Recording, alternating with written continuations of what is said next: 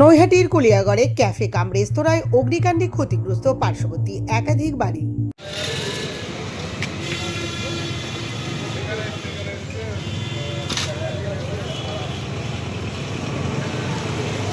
তৃণমূল জামানায় জগদ্দল বিধানসভার অধীনস্থ মামুদপুর গ্রাম পঞ্চায়েতে নৈহাটি হাবড়া রোডের ধারে জনবহুল কুলিয়াগড় সুভাষপল্লিতে গজিয়ে ওঠে একটি ক্যাফে কাম রেস্তোরাঁ।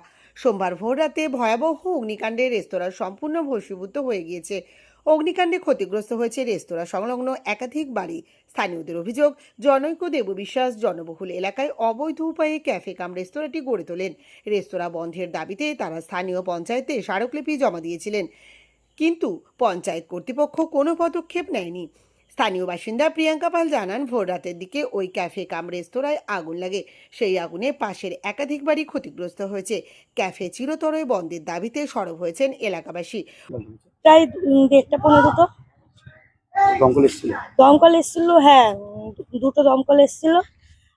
আমাদের বাড়িতে সাবমার্সেলের থেকে তাও এদের অনেক কিছু ক্ষতি হয়েছে, গাড়িটা পুড়ে গিয়েছে। আমরা সেই সবাই মিলে সাহায্য করে সেই জলটা দিয়ে আগুনটা নেভানোর চেষ্টা করেছি। নাহলে দাদাদের ঘরটা অনেকটাই ক্ষয়ক্ষতি হয়েছে। হ্যাঁ, এখানে তো বউ ছেলে মেয়ে আসতো চা খেতে। হ্যাঁ, যখন এরকম আগুনটা এর আগেও তো লেগেছিল। হ্যাঁ, তখন এদের বাড়িতেই যারা কাজ করছিল তারাই প্রথমে রেখেছিল, তারাই জল টল দিয়ে নিভিয়েছিল। সেটা দিনের বেলায় ধরেছিল। এর আগে কখনো আপনারা অবজেকশন করেছিলেন? হ্যাঁ, করেছিলাম। না, শোনেনি।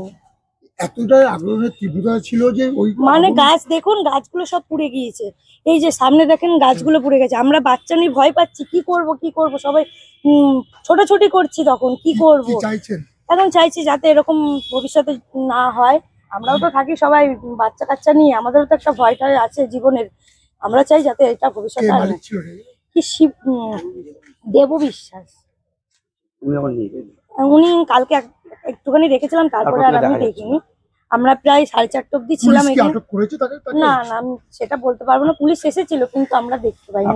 অগ্নিকাণ্ডের ঘটনা নিয়ে বারাকপুর 1 ব্লকের পঞ্চায়েত সমিতির সদস্য সুমিত ঘোষ বলেন, পূর্বতন পঞ্চায়েত বোর্ডের আমলে ওখানে ক্যাফে কাম রেস্তোরাঁ গজিয়ে ওঠে।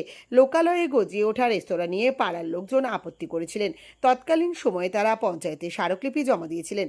সুমিতের বক্তব্য, রেস্তোরাঁ চালানোর ক্ষেত্রে ফায়ার লাইসেন্স আছে কিনা সেটা আগে খতিয়ে দেখা উচিত।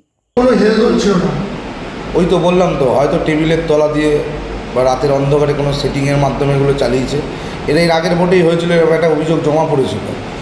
এলাকাবাসী ওটা নিয়ে অনেকদিন ধরেই করেছিল, কিন্তু কাউকে তোয়াক্কা করেনি। সেই সময় যারা ছিলেন, সেই সময় মনে হয় উপপ্রধান হারানচন্দ্র ঘোষ, রিক্তা অধিকারী মনে হয় সেই সময় ছিলেন তৃণমূলের। ওই সময় থেকেই ওটা চলছে আর কি। এবং পাড়ার লোকে সেই থেকেই খুব প্রথমে যখন হয় তখনই তারা একটা কমপ্লেন মার্চ পিটিশন জমা দিয়েছিল বন্ধের জন্য, যদি আশেপাশে টোটাল লাগোয়া টোটাল বাড়িগুলো। দেখুন, কেউ ব্যবসা করে খাবে তাতে আমাদের কোনো আপত্তি নেই, কিন্তু তার অথেন্টিক ডকুমেন্টস থাকা দরকার। এটা এরকম পাশে চারিদিকে বাড়ি, ওইভাবে একটা চলছে। এবার ওগুলো টোটাল কিন্তু বাস শুকনো হয়ে গেছে। বাস ওদেরও পর্যালোচনা করা উচিত ছিল, কিন্তু তৃণমূলের মধ্যে তো প্রথম সেই সময় চলেছে। এটা তো অস্বীকার করার জায়গা নেই। না হলে কী করে আপনি বলুন, সেই সময় মার্চ পিটিশন হলো, পাড়ার লোক এক বিক্ষোভ দেখালো, তারপরেও কী করে এটা চলে? এটা তো আমাদের মধ্যেও জিজ্ঞাসা।